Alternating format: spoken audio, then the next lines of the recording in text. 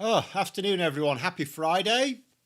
So we'll kick off with Andrew because that's the new news, really, since this afternoon, since last night, sorry. The Rachel Three Reeves thing is still ongoing. It's quite bizarre because as more evidence has come out to back Reeves, they're turning it into evidence that she should go. But we can talk about that in a bit. Let's kick off with Andrew first of all, because Andrew is now Andrew Mountbatten Windsor. He's a commoner. He's not a prince. He's not a duke. He's not even a knight. He's nothing.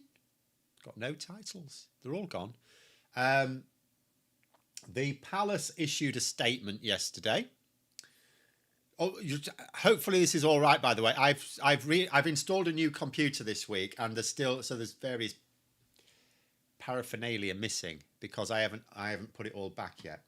I had problems installing. Well, it's more. Well, I've had problems, but hopefully things are all right now. But anyway, the statement was, His Majesty has today initiated a formal process to remove the style, titles and honours of Prince Andrew. So I suppose technically that the process, I don't know whether the process has now been completed, but it's certainly underway if it hasn't. Prince Andrew will now be known as Andrew Mountbatten Windsor. His lease on the Royal Lodge has to date provided him with legal protection to continue in residence. Formal notice has now been served to surrender the lease and he will move to alternative private accommodation. These censures are deemed necessary, notwithstanding the fact he continues to deny the allegations against him. He is the only one who thinks he's not done wrong. Their Majesties wish to make clear that their thoughts and utmost sympathies have been and will remain with the victims and survivors of any and all forms of abuse. So basically the King is there saying, Andrew might be protesting his innocence, but no sod believes him, including us. Now, just to show that the BBC provided a handy little thing here. So in terms of where he's going, Norfolk. So there'll be no public funding of Andrew now, just to be clear. Not a penny of public money will go to Andrew. He's not exactly going to be struggling to pay the bills. He won't have any bills to pay. The Charles will be paying them, who is independently wealthy, remember. So Andrew is basically going to be living, he's still going to be living a comfortable lifestyle. From his point of view, it might not. From his point of view, he may feel he's largely under house arrest. But you can sort of see here, just for context, he's well away from London. He's been shifted well away from London, which he will not like one little bit. But, for someone like him, that will be a bit of a blow. Because at the end of the day, the reason why... It's actually quite funny. I don't know if anyone's... I've not watched it yet. But Jimmy the Giant's latest video, I noticed he changed the title on it. I don't know whether anyone knows why he's changed it. But it originally was... Oh, let me find it again. I can't find it. It doesn't matter. But it was originally why... What was it now? Was it the right wing or the far right? Whatever it was, like Nigel Farage types. Why they hate London. And I remember looking at the title thinking, they don't hate London. They love London. That's why they spend all their time there. Nigel Farage doesn't even theoretically live in London. His home's in Kent. And he's got another house in Clacton, which we don't know who paid. Well, who's paid for it, Nigel? Who's paid for it? But, but he still spends all his time in London. They love London. So I noticed he changed the title. Maybe he changed it because other people commented. It says it's not all bad for Andrew. When Charles broke the news to him, he learned how to sweat again. Well, yeah. The thing is, though, I mean, this is where you do have a disconnect, isn't it? So to someone like Andrew, this is proper punishment. He's a commoner. He's no longer a royal. He's no longer special. And yet he is special because he gets to live. I mean, how many people would love this? He gets to live in a nice house. I've had a little look at it. It's a nice house, this house in Sandringham. He'll still have staff there, looking after him. He'll have his meals made for him. He'll have people bringing him the papers. If he wants to read the papers anymore, he might not. He gets to do what he wants. He's a gentleman of leisure. He gets to do what he wants within reason. He's not going to be invited to lots of public events. But that's, for him, that's a punishment. But for most people, they'll look at it and they go, it's not. Like Virginia Giuffre's brother, for example, I saw in a report, commented on it. And he's He's praised the statement from the king. He says, "Yeah, this is good. This is good." You know, and he particularly liked the ending of it, where they were saying their thoughts and utmost sympathies have been and will remain with the victims and survivors of any and all forms of abuse. So the king there is making it clear we are not trying to like make out that Andrew's done nothing wrong. He says he's hasn't done anything wrong. We don't believe him. But her brother did say that Andrew should be behind bars. And he certainly should have been on trial. Now, because here's the thing, like, and I said this at the time that civil case was going on, where Andrew sort of paid, well, he didn't pay his way out of it. The Queen did, because he hadn't got that much money. So he is obviously not himself personally very wealthy. Not wealthy enough to stump up 12 million quid. Or I don't know whether it was quid or dollar. I keep seeing conflicting reports, but a lot of money anyway. A lot of money. And I thought, at the time, I thought to myself, so I get how there's a higher bar for a criminal trial. You know, so civil case, you just need to bring it. You don't have to persuade state prosecutors to bring a civil prosecution. You do it yourself, as long as you've got the lawyers to do it. You can afford the lawyers to do it. And there's a higher bar for a criminal case. So I get how, like, for example, you go back to this, the first time I came across this concept was O.J. Simpson, right? O.J. Simpson was acquitted in a court of law, you know, in a criminal court. And yeah, I mean, I remember following that, and some of the evidence against him did seem like badly presented. But he was found guilty in a civil court. And that was what first introduced, because I was confused. Huh? And that introduced me to the idea that in a civil case, the burden of proof is lower. But at the same time, are you really saying to me that there wasn't the evidence for a criminal trial? There should have been a criminal trial. The reason there wasn't a criminal trial, I'm not a legal expert. I strongly suspect is not because the burden of proof, there wasn't enough evidence for a criminal trial. It will have been because of his position. And no country, and it would have had to have been, in theory, it could have been the UK because some of the alleged abuse took place in the UK, but mostly it was in America. So you'd have expected it to have been the criminal trial to have taken place in America. But neither the US nor the UK would have wanted to put a British prince in the dock. But it is what it is. The royals would have loved for Andrew to have a tragic accident, to be rid of him once and for all, but they burned that capital and Diana. No. Diana died because she told her drivers to speed through the streets of Paris.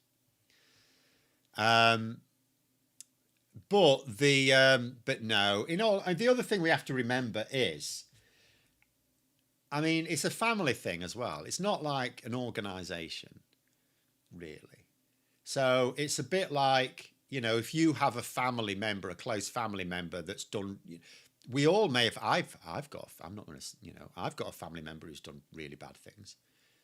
But you sort of know them and you sort of think to yourself, well, they're actually really not, and you're surprised that they actually did it. So, you know, when you've got a strong family link, there are all sorts of conflicting emotions with it. It's just that when you're, you know, the monarch, you really have to be a bit more canny. And the Queen was known, the late Queen was known for being quite savvy, but this was a real blind spot for her. Andrew's behaviour was a massive blind spot.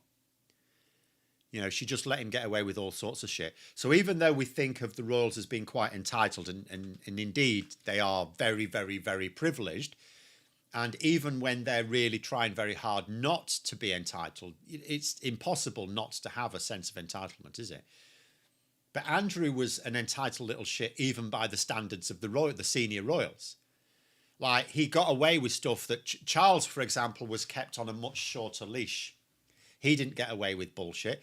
In fact, Charles, I don't know whether people know, when he was a young lad, underage for drinking purposes, he sneaked out and managed to get himself served in a pub. You know, like a lot of young people do. Not me, because I was always a good boy, right? But some people, as soon as they think they can look old enough to get a drink in a pub, will go straight to the pub and have a drink, right? Well, Charles did that. Charlie did that. And got caught. And he'd ordered, by the way, if you're interested, a cherry brandy. And apparently ever since then, I don't know whether he might, I mean, this is like a long time ago now, he might have got over it. But for quite a long time, at least, should we say, he never actually wanted to have cherry brandy again. Because they came down hard on him. It was like, you stepped out of line, you're the heir to the throne, you've got to behave better than this. So he wasn't allowed to behave like a rogue in the same way that the cherry brandy incident, yeah. So he was like deeply embarrassed about it because for him, his upbringing was this emphasis on duty and behaving yourself and like rigid rules and all the rest of it in a way that Andrew wasn't. He wasn't expected to exceed, but also for some reason he was the Queen's favourite child. And he just got away with all sorts. So imagine that. Imagine already having this sort of privileged upbringing, lifestyle. And even for the relatively few rules you have constraining how you live your life, even they don't exist for you. You are inevitably going to... It's like spoiled child syndrome, isn't it? I don't think that's a thing, but I just made that name up. But when you have a spoiled child, if you spoil a child, they're going to grow up very, very entitled. Entitlement is more. I don't know whether there are people genetically more predisposed to it. A lot of personality traits are also genetic, but if you bring up a child to believe it can have whatever it wants, it's going to be entitled. And if you bring up a child to believe that every luxury it gets has to be earned, then it's not going to grow up entitled. But anyway, and saying they're moving to the heart of Brexit land.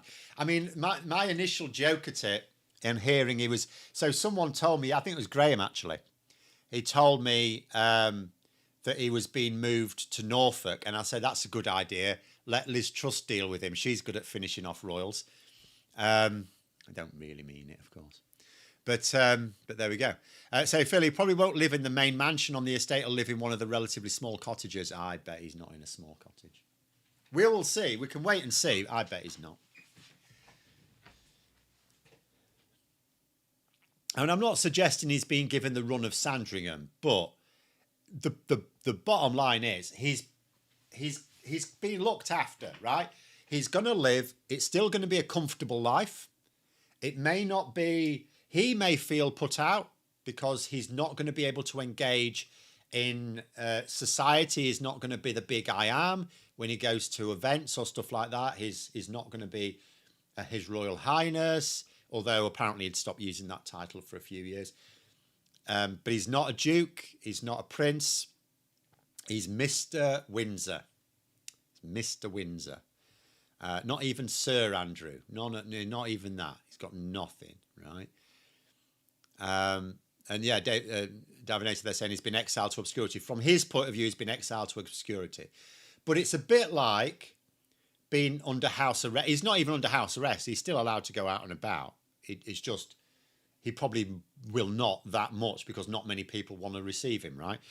But it's a bit like being put under house arrest for a very rich person in that, it's the sort of lifestyle a lot of people would love. I remember being told by a student many, many years ago who was explaining, because I once worked at an FE college where you learn a lot about deprivation when you're a young teacher, if you work in an FE college, because there'll be lots of students that are living with it, like mature students.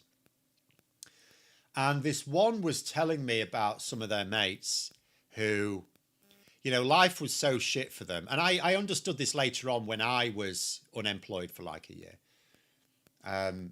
It's gruesome. It's absolutely grim. Like anyone who thinks, oh, life for Riley on benefits, it's absolutely not. It's awful. And I was on benefits under a Labour government. Never mind the cruelty of the Conservatives, the performative cruelty of the Conservatives. And But he was telling me, and I remember at the time thinking to myself, I mean, I thought I was going to get another job, and I did get another job eventually. But I thought, what must it be like for people who just can't get a job, and this is their life stretching out forever, right? And you do feel like a prisoner in your own home because you can't afford to do anything. So you can't afford to go out. You can go for a walk. That's it. Can't afford to do anything. You can't afford to do anything in the home. You can't afford to do anything outside the home. And yet that other people can. So anyway, he told me that some of his mates, what they would do come winter is they just go thieving because, winter is extra expensive, right? So they'd go thieving. And if they got away with it, they had some extra money for the winter. And if they didn't, they got caught, they'd go to prison, for a few months or something. And that was fine for them as well, because then they'd have everything paid for. They'd have their heating and everything like that. It was fine. Prison for them.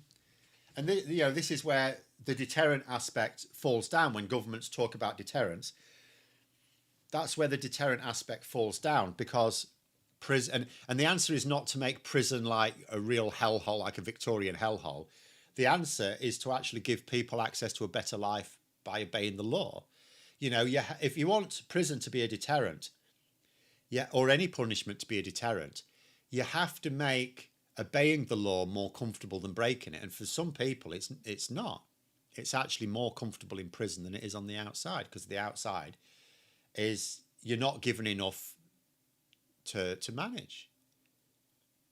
Where's the incentive to obey the law?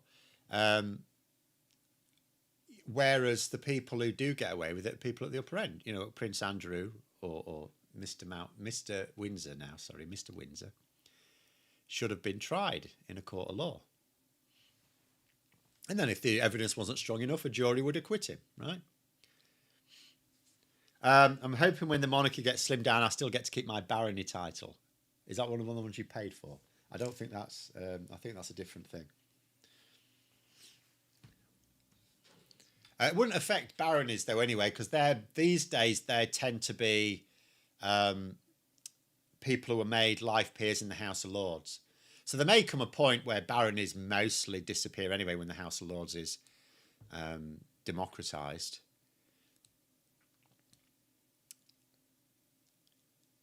But anyway. What do I think about the calls to abolish the monarchy? Per New Statements article, don't like monarchism, but is there a lack of alternative compelling abolition case beyond this issue? For me, there is, yeah. I've talked to people who want a republic, and it ultimately, when I talk to them, it ultimately boils down to this: they just want to elect them. That's really all there is to it. There's no practical benefits. The thing is, there are practical benefits to a constitutional monarchy. That doesn't mean to say that we have to accept the monarchy as it is now. There should be reforms. They should pay proper taxes. We should have land tax, and the royal estate should pay that land tax. There should be. So when I call for a land tax, I know what would happen if Rachel Reeves actually went for that. Then they would probably find some exemptions for royal estates, and they shouldn't. The king, the reigning monarch, the one who inherits the firm, is a billionaire. They inherit billions of pounds worth of assets, right? So King Charles is now a billionaire, right? And they can afford to pay their tax. And if they can't, sell some of the land. It's not like we have no use for the land. Sell it. We'll use it for something. Someone will buy it and use it for something, right? So we can certainly reform it. And yes, it does need slimming down. You don't need to have royal titles for people who are not working royals. But there are practical benefits to a constitutional monarchy. They are that you've got someone who is raised from birth to be basically a super diplomat, a super ambassador. And it works. We've seen it works with Donald Trump, for example. But it works elsewhere as well. You've got people who know every world leader. They'll have known about... They know the issues with their country. They are basically experts on geopolitics. And they also are trained from birth in diplomacy. They are super diplomats. And then, of course, that sort of role gives, and because, you know, this thing has been going, it's an institution, it gives them a certain amount of, it gives us, therefore, a certain amount of credibility on the world stage. You don't get that with an elected president. What you get with an elected president, you may get someone who is a good diplomat, but it's down to chance. Sometimes people look at the presidents Ireland elects, and they usually elect fairly sensible people who, but in this country, we'd be just as likely to vote for Boris Johnson as president. We probably wouldn't now, but there was a time, but we would vote for someone like him. We would probably vote for someone like Boris Johnson. So yeah, and the other thing is, although, like, if you look at the Irish president model, which is probably the best one, if we had to become a republic, you know, I would say, well, the Irish model is, because it's the closest fit. It's pretty close to a constitutional monarch, only they're elected, right? But what if the president wanted to be difficult? Like, the monarch can't be difficult because they are not an official part of any of the three branches of government. They are administrators, they're functionaries. You know, the parliament sends the monarch bills to sign, and they sign them. They can't say, no, I don't like this. They can say that, but not at the point at which it has to have royal assent. They shouldn't be able to do this either. They do get to comment on any laws that might impact them. They shouldn't be able to do that. That'd be one reform I'd support. But at the same time, they don't get to block anything. Whereas an elected president may think, well, I've got a mandate. So you could, in theory, although it hasn't really caused problems in Ireland, you could, in theory, end up, or not that I know of anyway, you could, in theory, end up with a president who, like, you know, if you look at Trump, and I'm not saying it'd be like Trump, because that's a different thing, because there the president is the head of state and the head of government. But Trump is still exceeding his authority as president, isn't it? What if you had someone in this country who does the same? You create a constitutional crisis, right? So I would say there are zero practical benefits. You can't even say cost, because we actually don't. People think we must spend this vast sum on the road. We really don't. And I pointed this out in the video earlier this week. We spend £10 million a year less of taxpayer money on the royal family than the French Republic do on their president, who has a beefier role, admittedly. What's going on with my bloody thing? I need to set out my screen. Sorry, my computer decided to do the screensaver mode. That is awkward. Hopefully, I don't know whether it looks like it's frozen or something. It's because I need to sort that out. Anyway, comments. For me, I'm for a republic, as there's no way the UK as a nation state in the modern era can adapt. They stand in the way of financial transparency. They're a law unto themselves and overrated globally. They're not overrated globally, though. That is not true. Like I said, they actually give us a lot of soft power. Soft power we've been pissing away with Brexit. You say there's no way we can adapt. We can easily adapt. We have adapted. They stand in the way of financial transparency. They don't. Parliament stands in the way of financial transparency. The Royals have absolutely no way of... If Parliament wants more transparency, it just has to vote for it. For anything, including royal affairs. Right? It's Parliament that is the barrier. We should have more financial transparency. We should, for example, have... what do you call it? Like, people's incomes should be a matter of public knowledge. And people think, oh, I don't want people knowing what I earn. Why? Why don't you? Why? What was the problem? Like, I mean, when I was a teacher, it's really easy for people to find out what I earned, because it's a national pay scale. You just look it up. Frill's frozen. Sorry, can you hear me? I'll just double check. Can you hear me? It looks frozen on mine. I'm talking normally. Yeah, the problem for that, I've got a new computer. I still need to set things up. And what happens is my processor's not on the brink. It's a brand new computer, and it's a stunning computer. It's an absolute beast, I promise you. But because I haven't... it went into screen, because I haven't touched it, it went into screen saving mode. And as a result, I don't know how to get it to refresh. Basically, hold on, let me just change the camera. Hold on, this should hopefully sort it.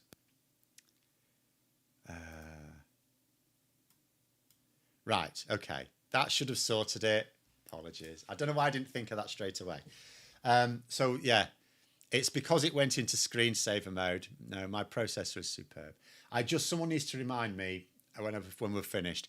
I need to just stop it going into screensaver mode. Anyway, it's the King's voodoo magic interfering for criticising the dear leader. I'm not criticising him. I don't know whether you'd call me a monarchist or a royalist, because it's not quite the same thing sometimes. But I'm in favour of constitutional monarchy. I do think it needs reforming. I mean, I'm not into the pomp and ceremony and stuff like that, but I do get how people are into that. But at the end of the day, most people are still in favour of the monarchy's not going anywhere anytime soon. It might in the future. The other thing I would say, you got a headless horseman statue. Oh yeah, I put that over there because I had to. It usually sits on the desk in front of me. It's not there for Halloween. No, it usually sits in the desk in front of me. But I had to move some things to move the old computer out, from which I got a massive bruise, by the way, because my other computer was really excessively heavy. The last two cases I've bought have been unwise. The last case, because it had like glass and stuff everywhere, it looks marvellous, but it's bloody heavy. And so when I was carrying it down the stairs, and it's quite bulky, the last thing you want to do is slip on the stairs when you're carrying a big computer, right? So I was gripping it really quite tightly and being very deliberate with my steps down the stairs, where I can't see where I'm going, of course, because I've got a big tower computer in front of my face. So yeah, I gripped it so tightly I've bruised myself. But this case, this is much better. It's lighter. It's not quite so big. It's very nice. It's a much better cooling system, so you shouldn't hear the fan over the microphone. But the on-off button is right next to the USB ports. And what happened is, I'm wise to it now, but the first time I tried to take out, because that's where I insert my SD cards from when so I record in the studio and I bring the SD card and put it in there. And as I was pulling it out, I knocked the on button, which became the off button. So I've learnt that one. But anyway, you're getting mic buzz. May want to check the mic connection. The connection's fine. If it is, it's probably because I had to adjust a few things on my box of tricks when I moved the microphone. It used to just sit in front of me. I've now put it on an arm. So, but it's not from the computer. You won't be able to hear that. What case is it? I can't remember. I won't look it up just yet. I can't. Or can I? Hold on. Maybe No, I can't look it up just yet. It's probably not the most important thing. But it's a good. It's just. Yeah. I can't get cases right. I had one case one time that was really good, but every time I get a new computer, obviously it's a few years later, totally different selection of cases, right? Anyway, back to the stack. I think I had one pagan. Quite a few people seem to think being a British monarch means you have absolute power, even as someone who would prefer a republic can say, nobbled our monarchy's power centuries ago. Yeah, they still have too much influence because we're still too deferential.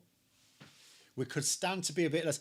See, if there is one argument for republic, like a practical argument, I've sometimes thought, I'm not certain about this, but it's possible. I've sometimes thought one big problem we have in Britain is we are too deferential to the higher ups, right? We have this concept of a class system, which should go away. I hate it. I hate any reference to it. I particularly hate it when working class people talk about class wars. It's like, for goodness sake, if you're working class, you're on the bottom. Why the hell would you want to perpetuate the class system? You can understand the upper classes want to perpetuate because they're on top, right? But why would the working classes want to perpetuate it? It's utterly ridiculous. But anyway, we have this, and we don't need it. I'm not saying we're a meritocracy, but our laws are more meritocratic than they've ever been. So we actually could just bin the class system if people would just stop deferring. So that's why you end up with people like, that's why even working class people look up to people who are upper middle class. All of the big, like heroes. You think about all the heroes of the working classes. They're all upper middle class, every single one of them. Name me someone who isn't. Name me someone who on the national stage, I don't mean someone you approve of, on the national stage is seen as a hero of ordinary people who isn't upper middle class. They all are. They're all millionaires. I Know My Place. Exactly. For those who don't know, that's a Frost Report comedy skit from like the 60s or something, black and white days. It's maddening that it's still like that now. Utterly, that's before I was born, and it's still like that now. But anyway, hang on. What's this? Hold on. Callum's just said a thing. I've missed the first bit of it, I'm afraid. Still think they're as mad as a box of frogs, simply cannot relax knowing they regard themselves as head of state. But a head of state's nothing. A head of state is purely diplomatic in any country. Every country.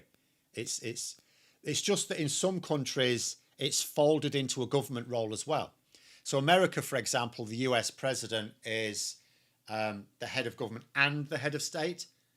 So he only signs executive orders as head of government, not head of state. As head of state, he meets people. In France, it's a bit of a weird system because you've also got a sort of thing. You do have a prime minister as well, but the prime minister is appointed by the president. So the president is effectively head of government and head of state as well. But again, anything he does in terms of government roles is like, it's not as head of state. A head of state just meets people. So like the head of state in Ireland is the elected president. They do everything the king does, only they're elected. But they're still expected to behave in exactly the same way. They're supposed to be, they're not politically neutral. I mean, they don't have to be as politically neutral because, of course, they had a political background before they were elected. Or most, they don't have to, but most will. So we know, for example, the new president is left-wing, right? Because they had a political background. But they're expected to be sort of inscrutable. They're just expected to sign things. They're not expected to be difficult. Their role is mostly representing Ireland on the world stage. It's diplomatic. They're ambassadors. But anyway. I have two working class heroes, Mary Anning and Steve Irwin, but neither of those are neither of those are political leaders. If you look at all of the big political heroes, like the big champions, the political champions of the working classes, they're all upper middle class. All of them. And almost all of them were born into it as well. They were born into the upper middle classes. Do I not regard the familial thing tendent towards criminality, compromise and corruption? No, those things are mostly. You can, like anything else, your personality there's a large genetic predisposition to certain things, but something like criminality is, that's upbringing.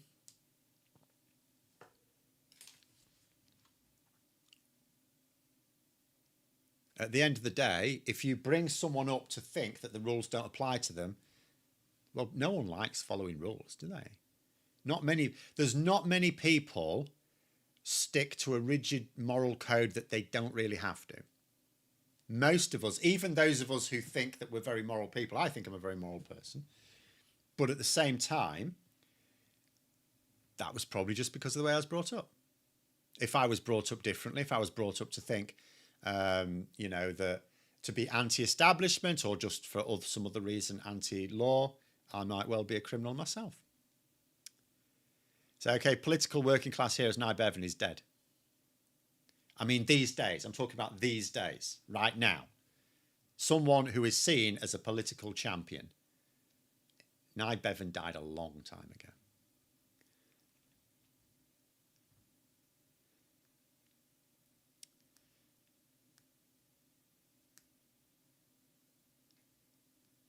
And even then, you'll notice that Nye Bevan was not the Labour leader. That was Clement Attlee, who was himself upper middle class. He was a decent sort, don't get me wrong. I'm not attacking everyone who is upper middle class. I'm just saying that if people are upper middle class, you know, if all of your political heroes are upper middle class, it's not very diverse. Do you know what I mean? That's my problem. My problem is in British politics, there is very little diversity. Even when you talk about backgrounds, even when you go, oh, this person went to state school, but there's no diversity of thought. Like Sajid Javid, for example. I have to come in this last one because I have to get ready for the stream on Politics Social at 1 o'clock. But like you look at Sajid Javid and the Tories and say, well, he went to a comprehensive, he came from an ordinary background. Yeah, he did, absolutely. But he behaved, there's Sajid Javid, Rishi Sunak, no difference between the way they behave, no difference between the way they think. They're both very good friends, right? Because it didn't matter that they had this very different upbringing, where Rishi Sunak went to one of the poshest public schools in the country, and Sajid Javid, went to state school. But they both ended up, through, well, a common career as well, thinking a particular way. So there's no diversity of thought. And it doesn't really matter what a person's background is in government, or if they're, whatever level. If you talk about national government, local government, just the manager in your workplace. If someone has decision-making powers over the way you live any aspect of your life, you want them to be open to different ideas. Whereas all too often you get a very narrow, very little diversity of thought. In a workplace, managers hire other managers who are like them, right? In fact, you're even taught in an interview to mirror the interviewers so that on a subconscious level, you're saying, I'm on the same wavelength as you. Actually, I've never done it myself because it's a dirty trick, but that's what you're told to do, to subconsciously project the idea that you are a clone of the person interviewing you, because people are more likely to hire people who are like them, which is ridiculous. And we have the same thing as well. It really does my head in. Mike Lynch, perhaps not as widely known as you'd like. No, but he's upper middle class. He was working class. I'm not saying he don't come from working class background, but he's not anymore. Like, you know, at the end of the day, if upper middle class, just to be clear, right? So what have we got? Working class, hand to mouth, right? Middle class means you've probably got property, like you've got a mortgage on your house or something like that. But again, you don't have a lot of savings. You might have some savings, you haven't got a lot of savings. Upper middle class means you've got enough money in the bank that you don't have to work again. You might choose to work, you don't have to. You've actually got that level of money, right? So anyone who's got that has got to be upper middle class. And then upper class is you're born into it. You are in you know, that is a position in society that you are born into. It's not about wealth. A lot of the upper classes aren't actually even wealthy.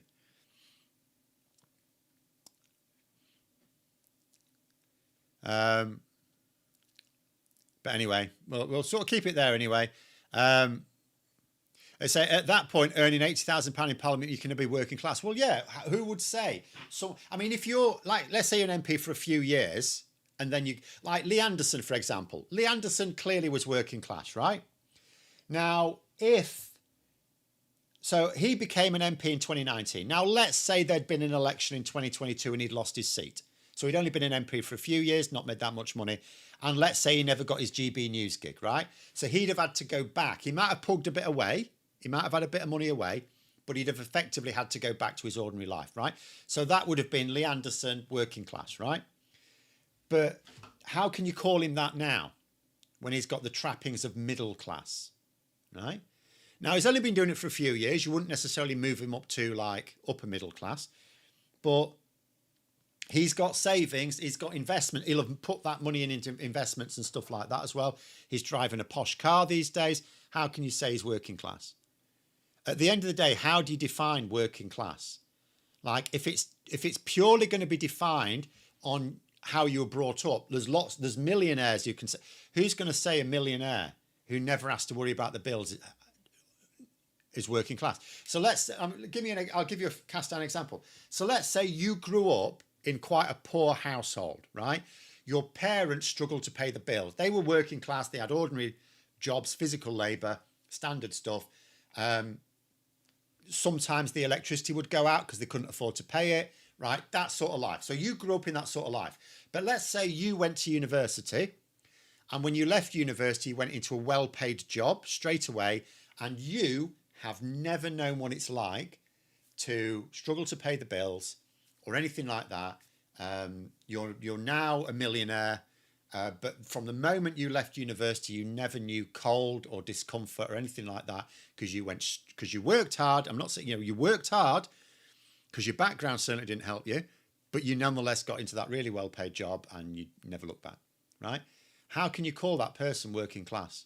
Because the whole point of working class surely is that your that life is a struggle, that life is an absolute struggle, that society only gives you the bare bones of... This is Marxism. This is ultimately Marxism, isn't it? This idea that the working classes, society only gives them the bare amount to keep them alive. If you have more than the bare amount to keep you alive, like significantly more, like put it this way, right? If you lost your job tomorrow, how much shit would you be in? If you're working class, you would be in immediate shit. You wouldn't be able to you wouldn't be able to afford the groceries next week, right?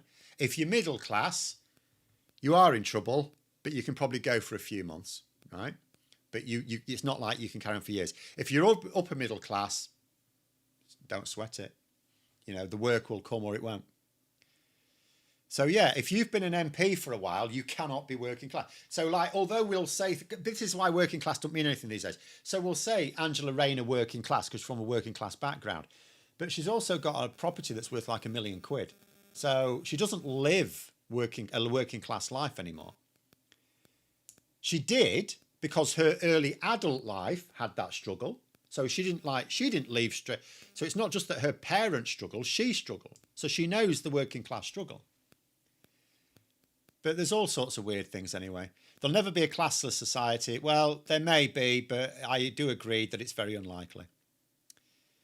But anyway, there it is. We'll leave it there. Thanks very much for coming on, everyone. Don't lose heart, Callum. Nil desperandum. There's two ways to look at life, I find. There is the pessimistic way. I mean, at the end of the day, the world is stacked against a lot of people. Society is stacked against a lot of people. It's easy to look at it and lose heart and say it's all hopeless, or just get angry or whatever. But actually, look at it this way. You actually do have agency. Everyone has some agency. And one of the tricks of the upper middle classes and the upper classes is to try and get you to feel powerless. All of these people want you to feel powerless. People like Nigel Farage, Donald Trump, they want you to feel powerless, but you're not. You actually have agency. There's the saying, who was it? Forgotten who it was now. Someone remind me. The saying is, for evil to triumph, it is necessary only for good people to do nothing, right? Because good people think there's nothing we can do about it. It's too big. No, it's not. Everyone can do something. Everyone can do something to fight back. And enough people do it. There we go. Come live in Clacton if you want to see Grim. Yeah, that's why Nigel Farage doesn't live there. But anyway, we'll leave it there. Thanks for coming on, everyone. Have a great rest of day and weekend. And until next time, I'll see you later.